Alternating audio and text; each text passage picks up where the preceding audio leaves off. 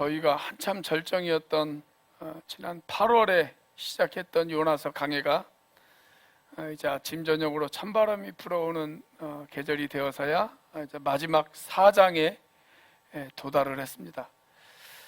1장에 등장하는 요나의 모습은 하나님의 낯을 피하여 도망갔던 요나의 모습이었습니다. 우리가 첫 시간에 살펴본 요나서 1장 3절 말씀을 같이 한번 읽어보도록 하겠습니다. 시작. 그러나 요나는 주님의 낯을 피하여 스페인으로 도망가려고 길을 떠나 요빠로 내려갔다. 마침 스페인으로 떠나는 배를 만나 뱃삭을 내고 사람들과 함께 그 배를 탔다. 주님의 낯을 피하여 스페인으로 갈 셈이었다. 자, 2장에서는 물고기 뱃속에서 다시 하나님을 만나고, 그리고 그 하나님을 향해 시선을 돌리고 그 하나님을 향해 발걸음을 옮기는 그런 요나의 모습을 우리가 만날 수가 있습니다. 자, 2장 4절 말씀을 같이 한번 읽어보도록 하겠습니다. 내가 주님께 아뢰기를 주님의 눈앞에서 쫓겨났어도 내가 반드시 주님 계신 성전을 다시 바라보겠습니다 하였습니다. 여기 보면 요나가 물고기 뱃속에서 다시 하나님을 바라보고 하나님을 향하여 다시 발걸음을 옮기는 그런 요나의 모습을 우리가 볼 수 있지 않습니까? 자, 그러다 3장으로 넘어오면 이제 하나님과 동행하며 하나님과 함께 사역하는 그런 요나의 모습을 우리가 볼 수가 있습니다. 자, 3장 3절입니다. 같이 한번 읽어보겠습니다. 시작.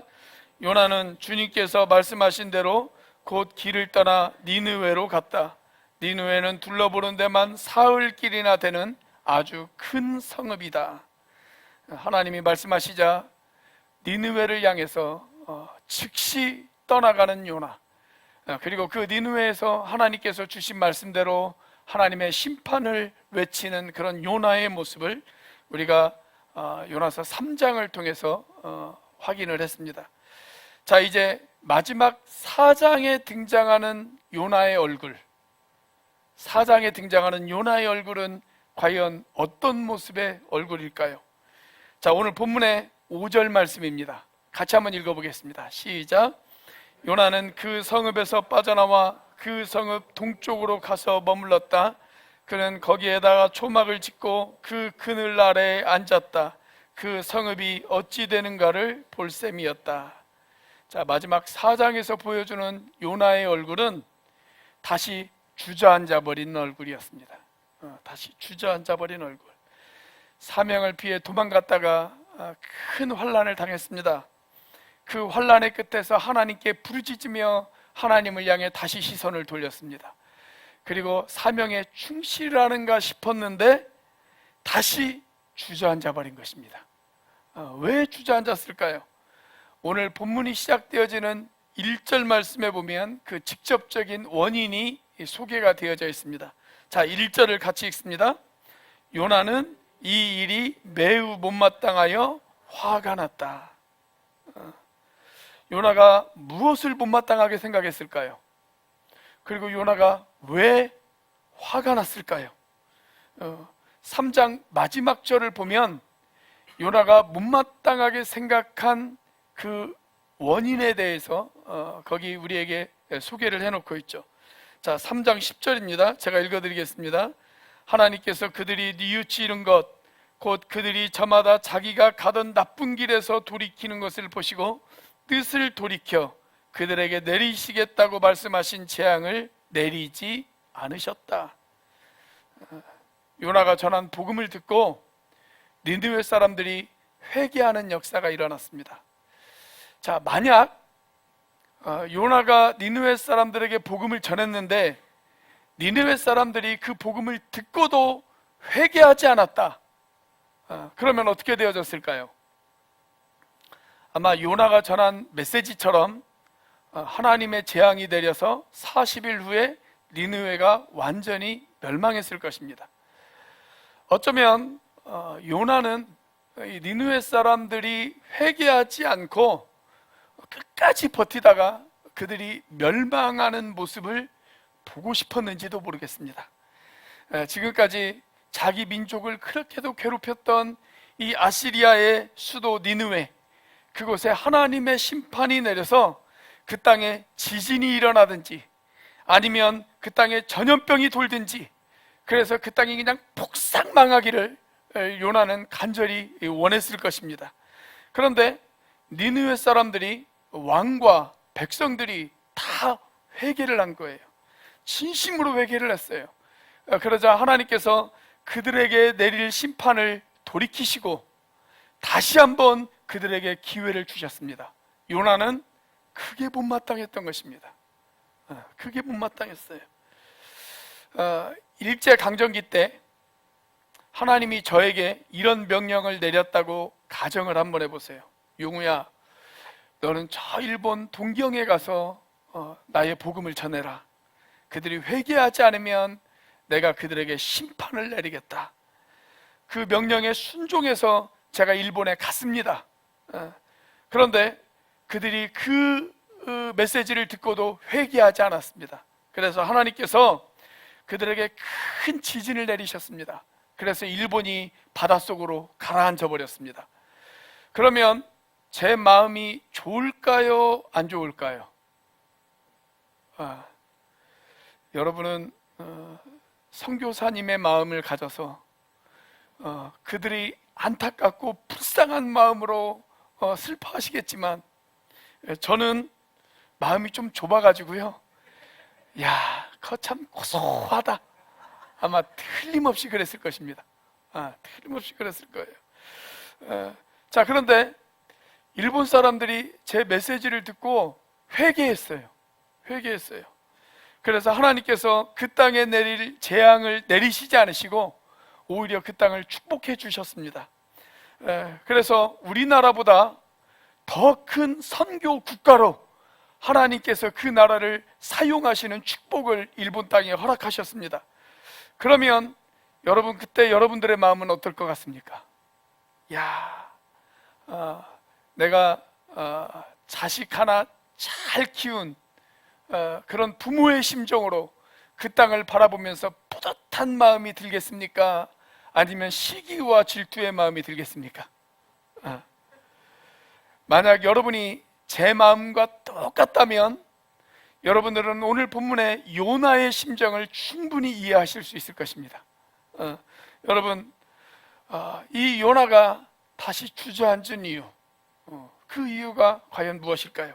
첫 번째, 이기적인 동기를 가진 순종이었기 때문에 그렇습니다. 여러분, 요나 선지자가 스페인을 향해서 가던 발걸음을 돌이켜서 하나님께서 명령하셨던 니느웨로 발걸음을 돌이켰습니다. 그가 니느웨로 발걸음을 돌이킬 수 있었던 이유, 그것은 하나님의 명령에 대한 순종이었습니다. 순종.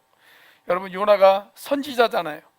선지자는 하나님의 명령을 받고 그 명령에 순종하여 복음을 증거하는 삶을 사는 것, 그것이 선지자로서의 사명이 아니겠습니까? 자, 그래서 요나는 그 명령에 순종해서 니느웨로 갔습니다. 저는 요나가 니느웨로 간 것, 그것만으로도 굉장한 헌신이라고 생각해요. 굉장한 헌신이다. 자, 요나가 살고 있던 이스라엘에서 니느웨까지의 거리는 직선거리로 880km입니다. 그런데 여러분, 지금처럼 도로가 좋은 것도 아니잖아요. 교통이 좋은 것도 아니잖아요.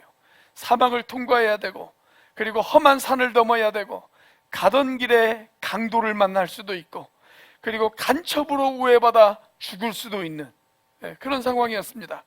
자, 그런데 그런 위험을 무릅쓰고 순종해서 니느웨까지 간 것, 저는 그것만으로도 굉장한 헌신이라고 그렇게 생각을 합니다.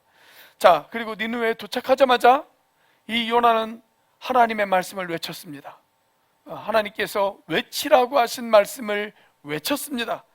그런데 요나가 선포했던 메시지는 그렇게 니느웨 사람들이 듣기에 좋은 메시지는 아니었습니다. 여러분, 요나가 선포했던 메시지의 내용이 뭐예요? 40일 후에 니느웨가 망한다.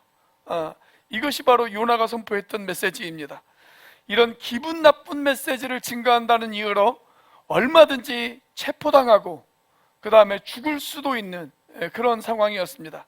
그야말로 요나의 목숨이 매우 위태로울 수도 있는 그런 상황이었단 말이죠. 자, 그러함에도 불구하고 요나는 그 명령 앞에 순종했습니다. 자, 그런데 여러분, 그렇게 순종했다고 해서, 하나님의 말씀에 순종했다고 해서 그 순종이 다 순수하고 거룩한 순종만 있는 것은 아니다 라고 하는 것입니다. 우리가 하나님의 부르심에 순종했지만, 우리가 하나님의 말씀 앞에 순종했지만, 그 순종에는 얼마든지 우리의 이기적인 욕심이 섞여 있을 수도 있습니다. 여러분, 그렇다면 요나 선지자의 경우 어떤 이기적인 욕심이 숨겨져 있었을까요? 그것은 아시리아가 오랫동안 자기 민족인 이스라엘을 괴롭혔단 말이죠. 그러다 보니까 이 아시리아가 구원받기보다는 차라리 그들이 멸망받았으면 좋겠다 라고 하는 이런 이기적인 동기가 요나의 마음 가운데 있었습니다. 그런데 그 아시리아가 회개하자, 그 니느웨가 회개하자 하나님께서는 그 도시에 내릴 심판을 유보하셨습니다. 요나의 마음 가운데는 그들이 멸망받는 것을 원했는데, 그들이 구원받은 것, 그들이 멸망받지 않고 구원받은 것, 그것을 요나는 받아들일 수가 없었던 거예요. 받아들일 수가 없었어요.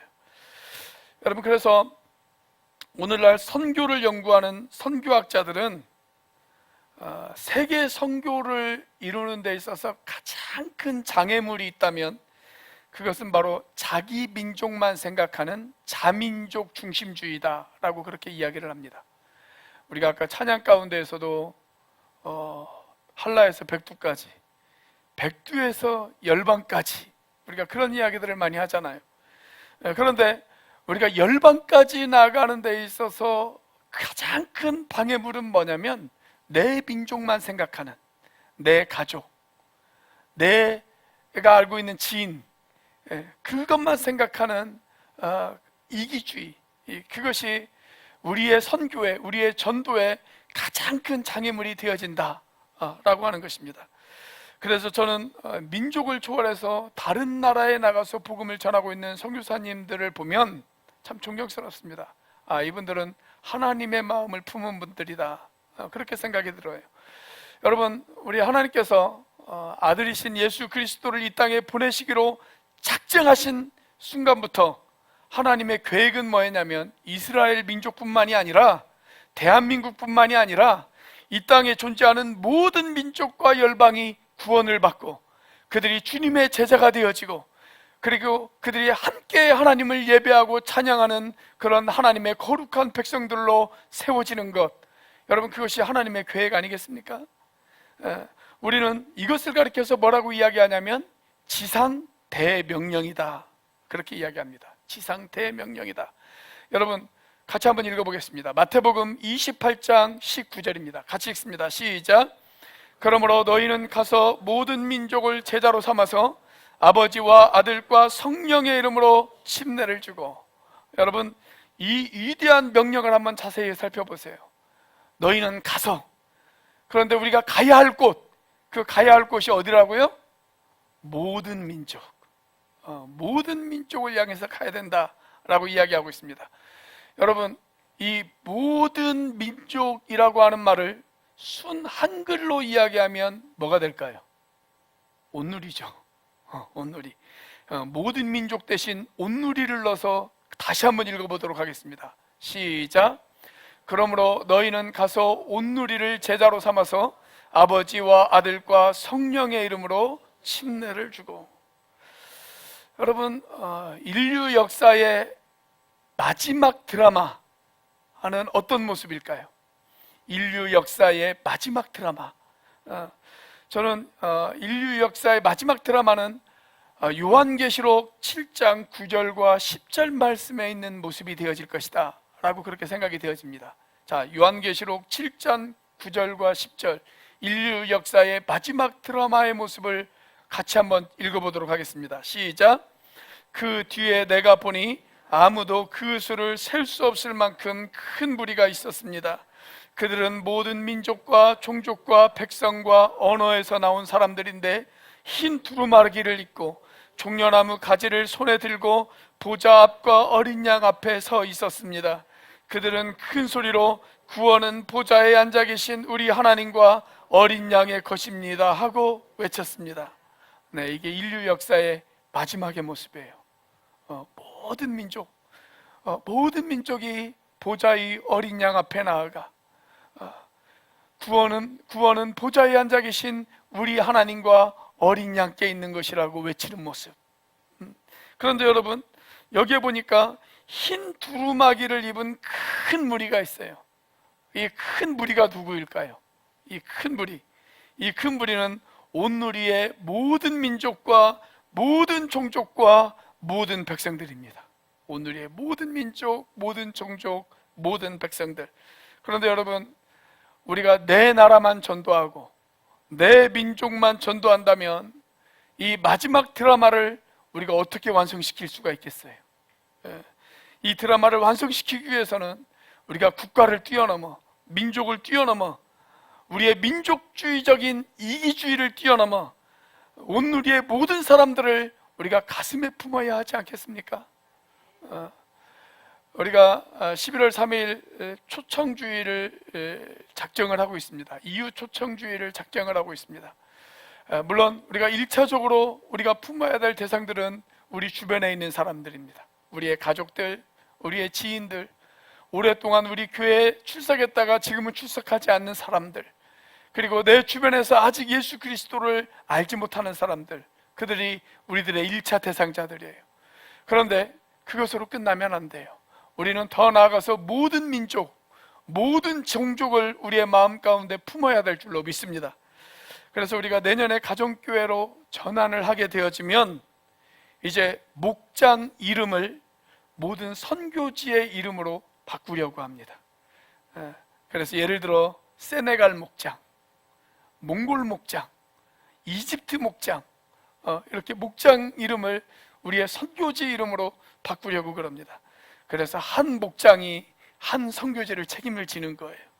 그 선교지를 가슴에 품고 후원하고 같이 기도하고 같이 눈물 흘리고 그 선교사님과 같이 호흡하고, 여러분, 이런 헌신 없이는 우리가 그냥 조금 선교하다가 조금 전도하다가 힘들고 어려우면 다시 주저앉아 버릴 수가 있어요. 마치 요나처럼 말입니다. 여러분, 그래서 우리가 모든 민족, 모든 종족을 가슴에 품을 수 있는 저와 여러분들의 삶이 되시기를 주님의 이름으로 축복합니다. 자, 요나는 왜 주저앉았을까요? 두 번째로 하나님을 오해했기 때문에 그렇습니다. 자, 요나가 주저앉은 첫 번째 이유는 뭐냐면 자기 민족만을 생각하는 이기적인 마음 때문이었어요. 자, 그런데 요나가 주저앉은 두 번째 이유가 있다면 그것은 바로 하나님에 대한 오해였습니다. 자, 오늘 본문의 2절 말씀입니다. 같이 한번 읽어보겠습니다. 시작. 그는 주님께 기도하며 아뢰었다. 주님, 내가 고국에 있을 때에 이렇게 될 것이라고 이미 말씀드리지 않았습니까? 내가 서둘러 스페인으로 달아났던 것도 바로 이것 때문입니다. 하나님은 은혜로우시며 자비로우시며 좀처럼 노하지 않으시며 사랑이 한없는 분이셔서 내리시려던 재앙마저 거두실 것임을 내가 알고 있었기 때문입니다. 자, 요나가 하나님의 명령을 불순종하고 스페인으로 도망을 갔어요. 그리고 물고기 뱃속에 들어가게 되어졌습니다. 자, 그가 물고기 뱃속에서 경험했던 그 하나님은 어떤 하나님이었을까요? 불순종한 요나를 하나님께서 바로 심판해 버리시는 그런 하나님이 아니라 다시 한번 기회를 주시는 하나님, 그런 하나님을 경험하잖아요. 그래서 그 물고기 뱃속에서도 요나가 살아남지 않습니까? 그러니까 요나가 경험한 하나님은 어떤 하나님이냐면 여기 오늘 보면 2절에 있는 말씀처럼 은혜로우시고 자비로우시며 좀처럼 노하지 않으시며 사랑이 한이 없는 그런 하나님을 요나가 경험을 했습니다. 그런 하나님을 경험했어요. 자, 그런데 문제가 있어요. 하나님께서 나에게는 은혜로우시지만, 하나님께서 나에게는 자비로우시지만, 하나님께서 나에게는 한량없는 자비를 베푸시지만, 그렇지만 저 아시리아의 니느웨 사람들에게는 하나님께서 사랑하시고 자비를 베푸시고 좀처럼 노하지 않으시고 사랑이 한없는 그런 분위기를 원하지 않으셨다라는 거예요. 그런 분을 원하지 않으셨어요. 하나님이 나를 사랑하시는 것은 괜찮아요. 그건 오케이. 그런데 내가 미워하는 사람까지 하나님이 사랑하는 것, 그건 싫어요. 하나님이 나에게 은혜를 베푸시는 것은 좋아요. 그건 원해요. 그런데 내가 싫어하는 사람까지, 나를 괴롭히는 사람까지, 나를 힘들게 하는 사람까지 하나님께서 은혜를 베푸시는 것, 그건 싫은 거예요. 그건 싫은 거예요. 그것이 바로 요나가 하나님을 잘못 오해한 것입니다. 우리가 11월 첫째 주 우리는 VIP 초청잔치를 준비하고 있습니다. 우리가 이웃들을 가슴에 품고 우리가 누구를 초청할까, 이것을 놓고 기도하는 계절입니다. 그런데 우리가 전도하다 보면 종종 이렇게 이야기하는 사람들을 만날 때가 있습니다. 아니, 왜 하나님은 예수를 믿지 않는다는 이유 때문에 사람들을 지옥에 보내십니까? 나는 그런 하나님을 믿지 않겠습니다. 이렇게 이야기하는 사람들도 있어요. 또 어떤 사람들은 아니, 이 지구상에 일어나는 온갖 재앙들, 전쟁과 기근과 지진과 전염병과 이런 것들을 보면 하나님이 사랑이시다라는 사실을 제가 도저히 믿지를 못하겠습니다. 이렇게 이야기하는 사람들도 있습니다. 한마디로 말하면 사람들은 성경이 이야기하는 하나님을 믿기보다는 자기가 믿고 싶은 하나님을 믿고 싶은 거예요. 그래서 미국의 유명한 심리학자였던 아브라함 메슬로우라고 하는 사람은 이런 사람들을 가리켜서 뭐라고 이야기를 했냐면 요나 컴플렉스다 라고 그렇게 이야기를 했습니다. 자기가 생각해 놓은 하나님의 기준이 있어요. 그런데 그 기준에서 조금이라도 벗어나면 자기 혼자 화내고 자기 혼자 시험 들고 그리고 자기 혼자 요나처럼 주저앉아 버리는 거예요. 주저앉아 버려요. 교회 안에도 이런 사람들이 참 많습니다. 자기 혼자 내가 하나님 이렇게 기도했고 내가 이렇게 헌신했으니까 하나님 언제 어떤 방법으로 하나님께서 이렇게 응답해 주셔야 됩니다. 자기 혼자 답을 정해놨어요. 머리 가운데. 그리고 그 답대로 되어지지 않으면 그냥 신앙의 길에서 자기 혼자 시험 들고 자기 혼자 화내고 그러다 요나처럼 자기 혼자 주저앉아 버려요. 주저앉아 버려요. 2019년부터 2022년까지 우리나라와 일본과의 관계가 매우 안 좋았던 그런 때가 있었죠. 지금은 그나마 조금 나아졌는데 일본과의 관계가 매우 안 좋았던 때가 있었어요. 그래서 그때 일본 제품을 우리가 불매운동하고 또 일본으로 여행 가는 사람들은 마치 나라를 사랑하지 않는 사람들인 것처럼 그렇게 생각하는 그런 때가 있었습니다. 그래서 그 당시 유행했던 말이 뭐였냐면 노 재팬, 그런 말이 있었어요. 노 재팬. 그런데 그 시기에 저기 경상도에 있는 침례교회인데 경상도에 있는 한 교회에서 청년들이 일본으로 선교를 떠났던 적이 있습니다. 단기 선교를 떠났어요. 그래서 일본 거리를 돌아다니면서 전도지를 나눠줬습니다. 그리고 작은 선물도 주고 또 길거리에다가 현수막을 걸어놨는데 그 현수막에 뭐라고 적혀있냐면 한국의 그리스도인들은 일본의 사람들을 사랑합니다. 한국의 그리스도인들은 일본인들을 사랑합니다. 이렇게 현수막을 걸어 놓았어요. 그런데 그 내용이 신문에 실렸습니다. 사진이 신문에 실렸어요. 그러자 난리가 났습니다. 인터넷 게시판에 막 난리가 났어요. 그 청년들을 비판하는 사람들이 엄청 많더라고요. 믿지 않는 사람들이 비판하는 것, 저는 그건 이해를 합니다. 그런데 믿는 사람들마저도 비판을 하더라고요. 믿는 사람들마저도. 왜 그럴까요? 요나 컴플렉스에 빠졌기 때문에 그래요. 여러분, 우리가 일본의 영혼들도 사랑해야 되고 그리고 일본도 선교의 대상지입니다. 맞습니까? 틀립니까? 맞죠? 그런데 내 기준으로 구원받아도 좋은 사람과 구원받으면 안 되는 사람들을 내 기준으로 정해놓았어요. 은혜를 받아도 좋은 사람과 은혜를 받으면 안 되는 사람들을 내 기준으로 정해놓았습니다. 축복을 받아야 될 사람, 그런데 축복받지 말아야 될 사람들을 내 기준대로 정해놓았어요. 그래서 자기가 정해놓은 그 기준대로 되어지지 않으면 혼자 시험에 들고 혼자 화내고 그러다 주저앉아 버려요. 여러분, 저와 여러분들이 정말 하나님 앞에 열심 있는 전도자가 되어지기 위해서, 그리고 우리 온누리교회가 정말 이른 그대로 온누리를 가슴에 품기 위해서는 이런 요나 컴플렉스를 극복해야 하는 저와 여러분들이 되어야 될 줄로 믿습니다. 그렇게 되어주시기를 주님의 이름으로 축복합니다. 자, 요나는 왜 주저앉았을까요? 세 번째로 육체적인 피곤함 때문이었습니다. 육체적인 피곤함 때문이었어요. 자, 본문의 5절 말씀입니다. 같이 한번 읽어보겠습니다. 시작. 요나는 그 성읍에서 빠져나와 그 성읍 동쪽으로 가서 머물렀다. 그는 거기에다가 초막을 짓고 그 그늘 아래에 앉았다. 그 성읍이 어찌 되는가를 볼 셈이었다. 자, 여기 보면 요나가 초막을 지었어요. 그리고 그 그늘 아래 앉았어요. 그 그늘 아래 왜 앉았을까요? 그냥 무슨 일이 일어나는지, 니느웨 땅에 무슨 일이 일어나는지를 지켜보려고 그 그늘 아래 앉았습니다. 자, 얼마 전까지는 이 요나는 선지자였잖아요. 그래서 복음을 전하는 일에 쓰임을 받았잖아요. 그런데 지금은 모든 게 귀찮다. 나는 지금부터 그냥 구경꾼이나 되어야 되겠다. 그렇게 구경꾼이 되어버렸어요. 모든 것이 귀찮아진 거예요.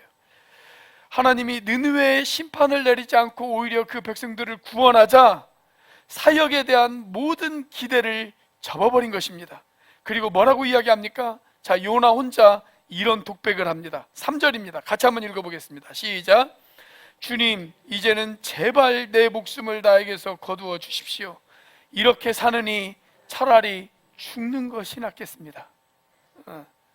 내 뜻대로 안 된다고, 그냥 죽어버리고 싶다고, 그렇게 하나님 앞에 지금 떼를 쓰고 있는 거예요.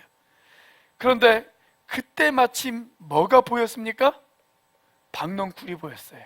박넝쿨이. 그리고 그 박넝쿨 그늘 아래로 들어갔습니다.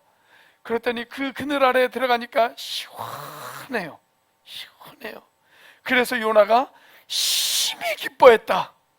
그렇게 기록되어 있습니다. 심히 기뻐했다. 여러분, 요나가 선지자잖아요.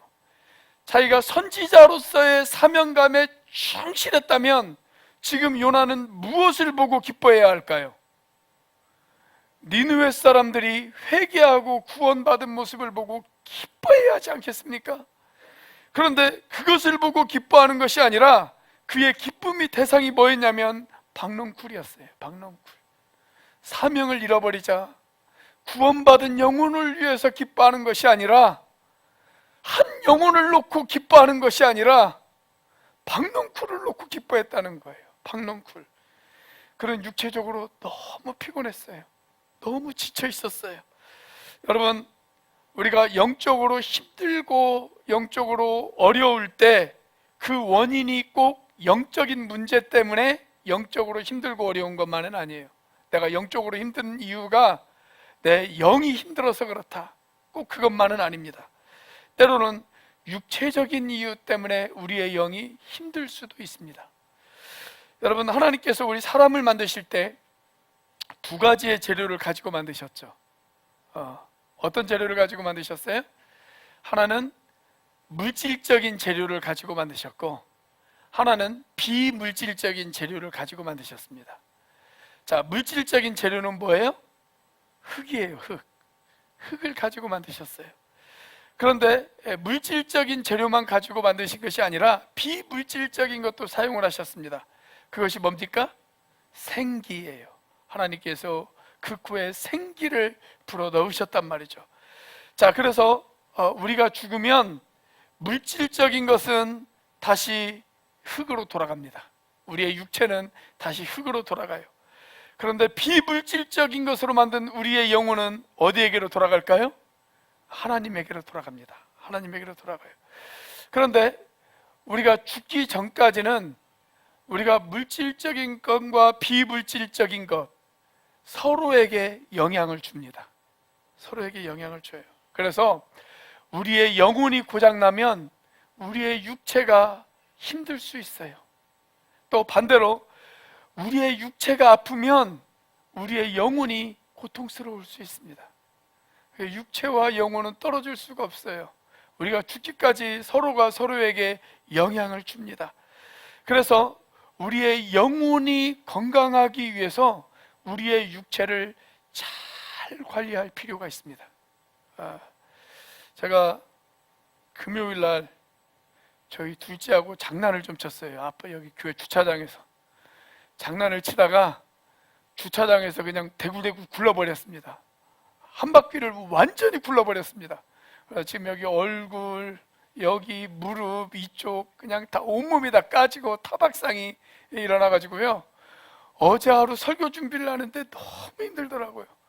육체가 힘드니까 영혼이 힘들어요. 영혼이 힘들어요. 그래서 여러분, 우리의 육체를 잘 관리할 필요가 있어요. 영혼이 건강하기 위해서 우리의 육체를 잘 관리할 필요가 있습니다. 성경은 그것을 강조하기 위해서 우리에게 뭐라고 이야기를 하고 있냐면, 그리스도인의 몸은 성령님이 거하시는 성전이다, 그렇게 이야기합니다. 자, 고린도전서 6장 19절입니다. 같이 한번 읽어보겠습니다. 시작. 여러분의 몸은 여러분 안에 계신 성령의 성전이라는 것을 알지 못합니까? 우리의 몸이 뭐라고요? 성전입니다. 성전. 우리 앞뒤 좌우에 있는 분에게 같이 한번 인사를 해보겠습니다. 성전을 잘 관리하시기 바랍니다.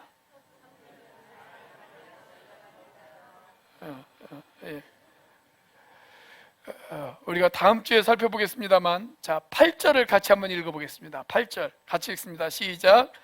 해가 뜨자 하나님이 찌는 듯이 뜨거운 동풍을 마련하셨다. 햇볕이 요나의 머리 위로 내리쬐니 그는 기력을 잃고 죽기를 자청하면서 말하였다. 이렇게 사느니 차라리 죽는 것이 더 낫겠습니다. 자, 여기 요나가 또 뭐라고 해요? 또 죽겠다고 그래요. 또 죽겠다고. 그러니까 우리 입술에서 아유 죽겠다, 아유 죽겠다, 이런 말을 습관처럼 달고 살면 그 사람은 요나 컴플렉스에 빠진 사람이라고 보시면 됩니다. 자, 이 8절을 유진 피터슨이 쓴 메시지 성경으로 보면 어떻게 되어 있냐면 이렇게 되어 있어요. 해가 요나의 머리 위에 내리쬐니 그의 정신이 혼미해지기 시작했다. 육체적으로 피곤하니까 막 정신까지 혼미해지는 거예요. 정신까지 혼미해졌어요. 그동안 요나는 너무나도 육체를 관리하지 않았어요. 여러분, 그런 상태에서 내 뜻과 내 계획대로 되어지지 않으니까 요나가 그냥 한순간에 무너져 내려버린 거예요. 그래서 주저앉아 버렸어요. 그러므로 여러분, 우리의 영혼이 건강해지기 위해서는 평소에 우리의 육체도 잘 관리하셔야 됩니다. 잘 관리하셔야 돼요. 그래야 요나처럼 주저앉는 것을 막을 수가 있습니다. 자, 어쨌든 요나는 다시 주저앉았습니다. 자, 그런데 요나서가 이렇게 끝나면 안 되잖아요. 요나가 주저앉았더라, 그리고 끝, 이렇게 끝나버리면 얼마나 허무합니까? 자, 그렇게 주저앉은 요나를 향해서 이제 하나님이 다시 다가오시죠. 다음 주에는 헌신 예배라 다다음 주에 살펴보겠지만, 그렇게 주저앉은 요나를 향해서 하나님이 다시 다가오십니다. 왜 다가오셨을까요? 요나를 다시 일으켜 세우시기 위해서. 요나를 다시 일으켜 세우시기 위해서. 사랑하는 여러분, 혹시 올 한 해 열심히 일하다가 너무 힘들고 어려워서 주저앉아 버리신 분들이 계십니까? 그것도 아니면 정말 너무 힘들고 어려워서 주저앉고 싶으신 분들이 우리들 가운데 혹시 계십니까? 그런데 여러분, 그렇게 주저앉는 것으로 우리의 역사가 끝나면 너무 안타깝잖아요. 그렇게 우리의 인생의 드라마가 끝이 나버리면 너무나도 괴롭지 않겠습니까? 그런데 그렇게 주저앉은 나를 다시 이렇게 세우시기 위해서 주님이 우리를 향해 다가오십니다. 그리고 우리를 향해서 손을 내미십니다. 그리고 우리에게 새로운 소망을 주십니다. 그렇기 때문에 여러분, 다시 주님의 손을 붙잡으십시오. 그리고 주저앉은 그 자리에서 다시 일어나 주님과 함께 동행할 수 있는 저와 여러분들의 삶이 되시기를 주님의 이름으로 축복합니다. 기도하시겠습니다.